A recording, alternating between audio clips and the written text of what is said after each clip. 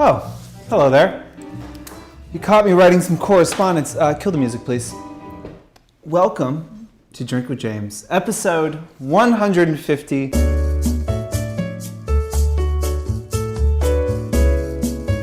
My everlasting glow up continues. I have a desk in my office. This is not the lamp I'm going to have, but it's a nice prop. We're moving up in the world, and I am slowly morphing into a less handsome but less pathetic version of Don Draper. That is the eventual goal. I can't become more handsome, but also in rewatching Mad Men recently, he's a very sad man that is so flawed. So while I do not want to be Donald Draper, I will take his office. So that's where we are. Welcome. Couple things. First, I'm drinking some House Stark scotch from Grace Atwood. Thank you, Grace. Really nice of you to send me a bottle of whiskey. If only other people would do the same. Real quick, I got a bunch of DMs about the gifting episode. Glad y'all liked it. There was one comment I think that we didn't touch on was, do you have to disclose? And it is a little murky there. I mean, it's not murky insofar as the FTC is concerned. They say, even if you get something for free, you don't have to say hashtag sponsored, but you do have to say that the brand sent it to you. So that is something to consider. You can't talk about something like you bought it, but you don't have to be super explicit. You can just say, hey, the brand wanted me to check this out. They sent this to me, whatever it might be. You do not have to do hashtag sponsored. And if a brand gifts you and asks you to do that, and you don't feel comfortable with it, like that is not in FTC regulations. You don't have to say hashtag sponsored if you were only gifted. I mean, really, you don't have to say hashtag sponsored regardless. You just always have to say that you have a relationship with the brand and that you're in some way being compensated for this. But with gifting, there's all you have to do is go to Kim Kardashian's feed and see all of the numerous FTC violations and codes that she is committing every single day to know that I think the FTC has bigger fish to fry than your gifting campaign that you're working on. So I wouldn't worry too much about it. Guys, it is, well, this will be over by the time you see this, but this weekend for me, is better than Christmas. It is the Veuve Clicquot Polo Classic. It is the fucking Super Bowl of influencers. This is it, people. Like, you have to bring your A game to this. I bought a new suit. Not that I really need an excuse to, but I appreciate an excuse to buy a new suit.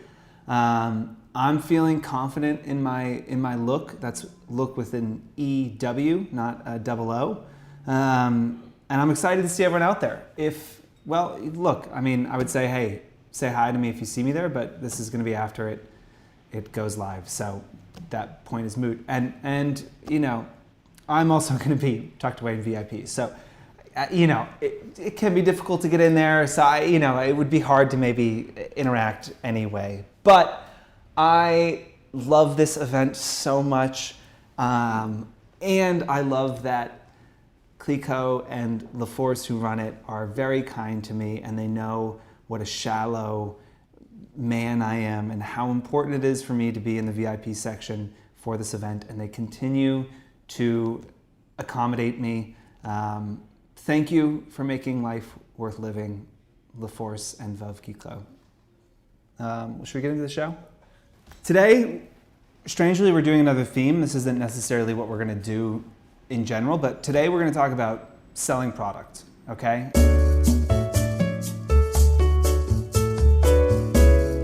Question one is more of a request for comment on a situation that happened last week where an influencer with 2.6 million followers only ended up selling 36 units of a clothing line that she produced, and why that happened and what influencers can learn from that. Why do I think an influencer with 2.6 million followers only sold 36 items from a clothing launch that they apparently worked years on? Because that is not a good result, obviously. I could sell 36 something right now to you guys. I could just be like, buy this shit, and some of you would do it. Although I have been asking you guys to send me whiskey for years, and I get like 2 bottles a month, so maybe I'm not such a good salesman. I digress. Okay, so we're gonna juxtapose 2 things. 1, influencer at 2.6 million followers sold 36 items from a launch. Not good. 2, Danielle Bernstein, about 2 million followers, recently launched a collaboration with a swimwear company, sold $2 million in 12 hours. Good, okay? Those are 2 sides of a coin. Let's figure out what happened, okay? In team I fucked up, there's a few things that were wrong. And I didn't study this in huge depth because I honestly didn't seem like I really needed to. It was apparently obvious from the very beginning. 1, the product was totally wrong for her. It was like streetwear, and that just wasn't what she was in. So like it made absolutely no sense why she was creating a product line that didn't feel natural to her feed. She posted about it once, like the day before launch, and like once a couple days after, and that was essentially it. So she did a terrible job promoting it, talked about it a couple times, and like didn't sell anything. And then threw a big hissy fit, said this was a big failure, ended up deleting all those posts. You know, it's a whole internet drama thing that I'm not really getting into. But like, what is interesting is that I think if I can take some liberties here and get inside of her brain, I think it is not dissimilar to what some of our clients think, which is this influencer with 2.6 million followers is gonna do one post and things are gonna change immediately. Like from that one post, the train is gonna rocket out of the station and people are gonna start fucking throwing money at it. It's gonna be great. I guarantee that is the mindset a lot of clients have, especially when they work with a big influencer. They say, you know, I've had clients come in and be like, look, they've got 1 million followers. If 10% buy something, that's 100,000 people. If it's $5, that's $500,000. It's like, in what fucking world is 10% of an audience buying something that they see for the first time? And we're just like, red flag, whoa, that is never, never, never, never, never happening, ever, okay? But that is the expectation that some brands have, and maybe the expectation that this woman had, which was just, I will do a post or 2 and this will work and I will just print money. Now, let's look at Danielle, who, you know, did a better job. Obviously, she sold $2 million of this stuff in 12 hours. 1, it was her 3rd collaboration with that same brand, so this was not new. But even just looking at this specific collaboration, which did exponentially better than the ones before it, but they did grow. I think the first one did $500,000 total. This next one did $1 million, and then this one did $2 million in 12 hours. I think she posted like 8 or 9 times about it before it even launched, which is a huge amount. I mean, you know, for Danielle, who at her following can charge $10K or more for a post, you're talking about $80,000 to $100,000 of free posts that she could have sold, that she was doing in the run-up to this launch. She shot it in Italy. It was a swimwear brand, so she shot it in Italy. She took her followers on that shoot. She showed the product beforehand. I think that, like, honestly, I wouldn't have been as comfortable if I was the brand with her sharing so much of the product beforehand. But like, kudos to her. I think it worked really, really well. She continued to tease the launch, but she did it while keeping people engaged by showing the product, where a lot of people are like, I have something really exciting launching tomorrow, you know, and like, you do that song and dance for a month and then you show the product and it's not, you know, then while people may be aware that you're launching something, they're not aware of what the product looks like. So I think her doing those 8 or 9 posts beforehand is huge. You know, they say that people need to see something 7 times before they can get to a place to be convinced of, you know, to buy it or consider purchase. So I think it's not a coincidence that all that posting that Danielle did ended up having a great effect. The other thing is the kinds of posts.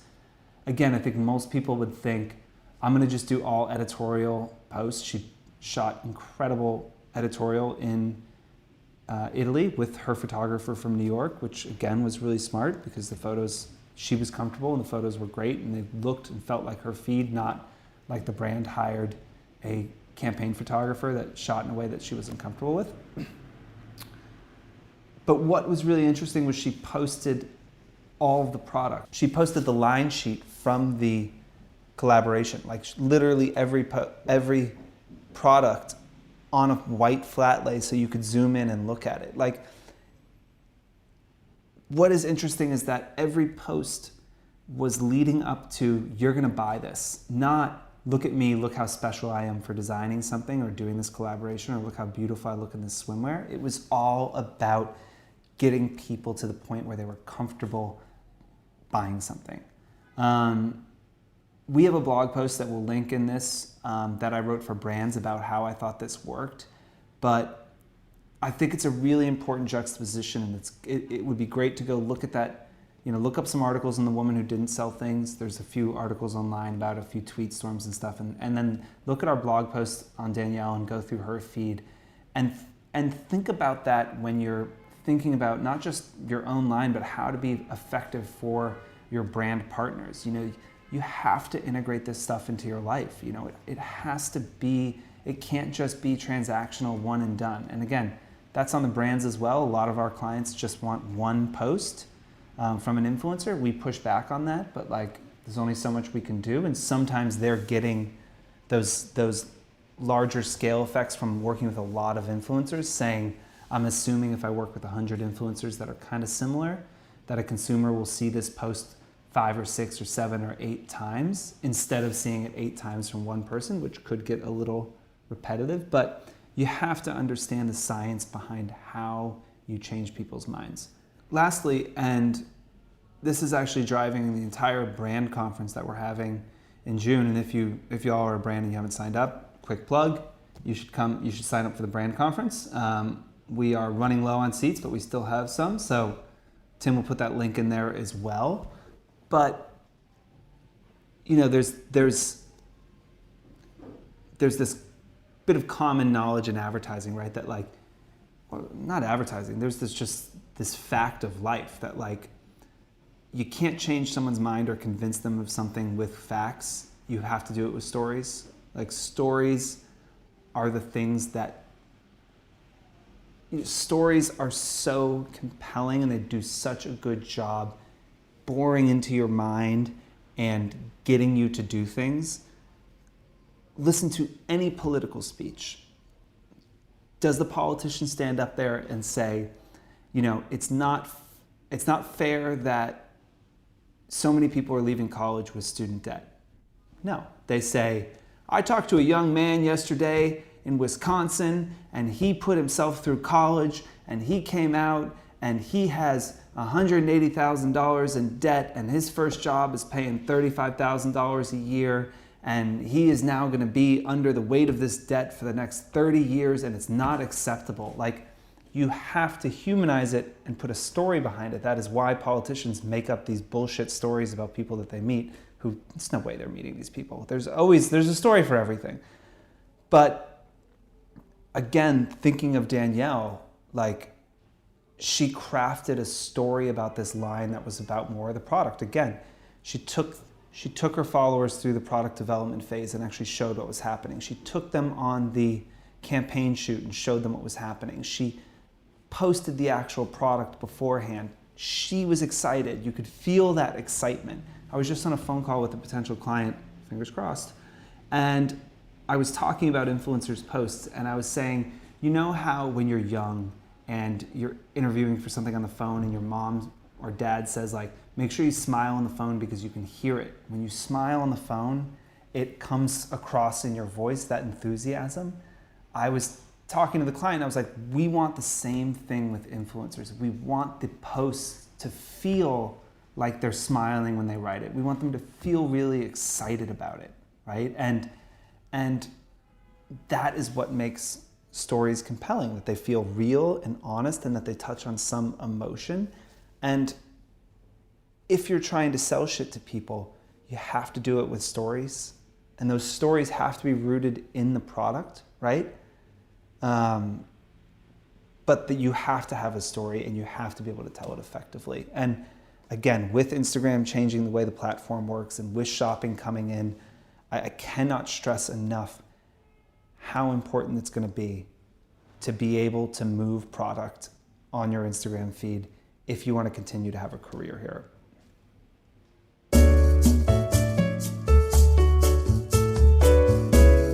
Question number 2 is, how should I be thinking about shopping coming to influencers on Instagram, and how should I be preparing for that change? Let me tell you, the proverbial curtain is about to be pulled back on this entire industry.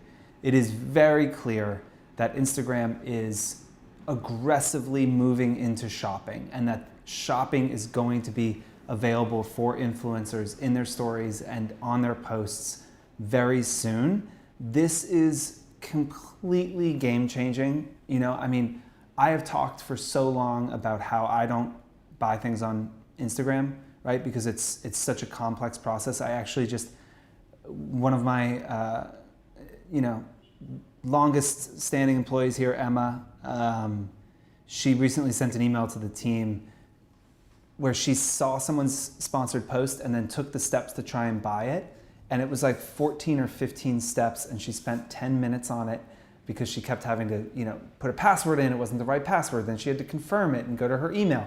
It was an incredibly complex process. And I think what she was trying to show us is like just how hard it was. She saw a sponsored post and said, what happened if I wanted to buy this product right now? And she spent 15 minutes trying and couldn't get it done in the end.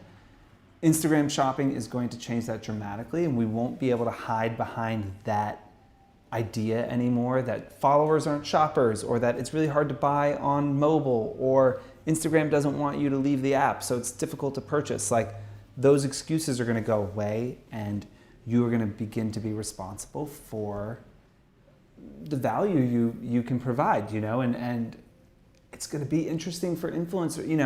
If you're an influencer and you charge $1,000 and you do a sponsored post for a product that's $10 and you sell 2 of them, and it's through Instagram shopping, one click, their credit card info is saved, their address is saved, there's no friction whatsoever, it's just like Apple Pay thumbprint, it's going to be difficult to explain that away. So I think we are entering a really exciting time for some influencers, and probably a really scary one for others, because the ROI metrics are going to be so much more apparent about who is driving value and who is not. And that is why I think it is really interesting and important to talk about it today and to start to talk about sales, because you can train an audience, and you can move your followers to become purchasers. That is possible. For some people, hopefully you already have that. Your audience is already there looking to shop with you. But I think you have to take your head out of the sand, know that this is coming, and it is going to fundamentally change this industry and the way that we look at who we pay, how much we pay them, what we consider success. Like, the world is going to be dramatically different in a year. And for some people that's going to be great, and for some people it's going to be a fucking nightmare. So it is important to figure out what side of that you are on and start preparing for it.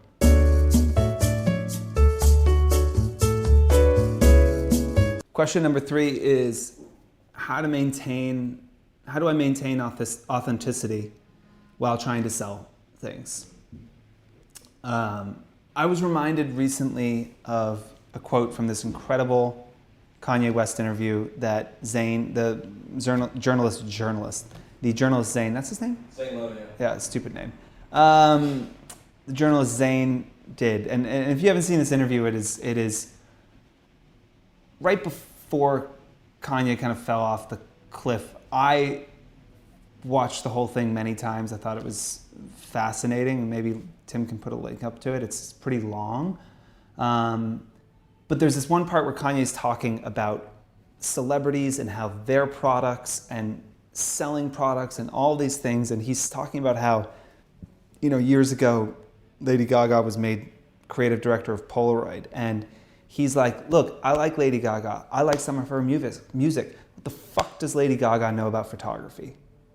And the point was like, she had no authenticity to be the creative director of Polaroid. She has authenticity in being one of the coolest fucking people on the planet and being like a creative genius, but that authenticity doesn't just naturally follow her through to Polaroid. And so while that title she had got some press for Polaroid, it didn't do anything for the brand because she doesn't know anything about photography. That's not a thing that even if she's interested in it, we as the public didn't know that.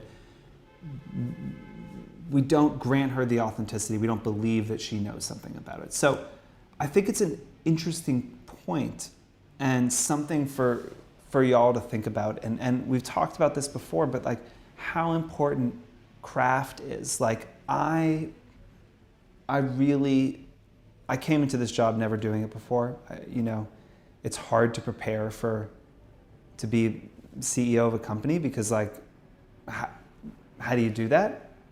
Other than just doing it. So like, I understood that I knew nothing, and I tried to build my life around the pursuit of getting better at this job.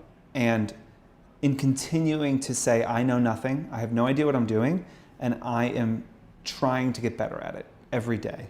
And that means when I leave the office, the books I'm listening to, the people I'm talking to, the connections I'm trying to make are in pursuit of getting better at this job. And it is never ending because of its complexities and because the job always changes. I'm constantly unprepared for it every single day because most of the stuff I've never done and I don't have anyone around me that's done it. And so you have to try and invest in yourself to get better. And I think that for influencers, I think one of the traps that some people could fall into is that you're making so much money and you're so busy that you're not actually doing anything to improve your craft. You're not doing anything to get better at what you do. And I encourage all of you to step back and say, like, what have I done this week to be better at this job? And not just, not just the business side of like, I've learned more about working with brands. I'm watching this show, which may or may not help. But like, what are you doing to be more interesting, effective, entertaining, educational to your audience? Have you stepped back and like said, what I think would be really helpful? Not taking this next sponsored post, my 15th sponsored post of the, of the month, but actually what I think would be helpful is that I'm gonna test these 5 moisturizers for 2 weeks and actually tell people what I think and which one I think is best with no money involved. This question is veering off the tracks a little bit, but I think one of the like existential threats to this space is that nobody ever says anything negative, and we've talked about that before, but like, how the fuck can I believe you if you never say anything negative? You never put yourself on the line. Everything's amazing, everything's your favorite, everything is great, and that is like boring, and it doesn't have to be mean, and I understand you're trying to like, you are trying to make sure that you don't ruin any potential brand partnerships, but you can also be honest about things, right? Like, I can say like, look, I own a lot of Suit Supply suits and they're not really very well made.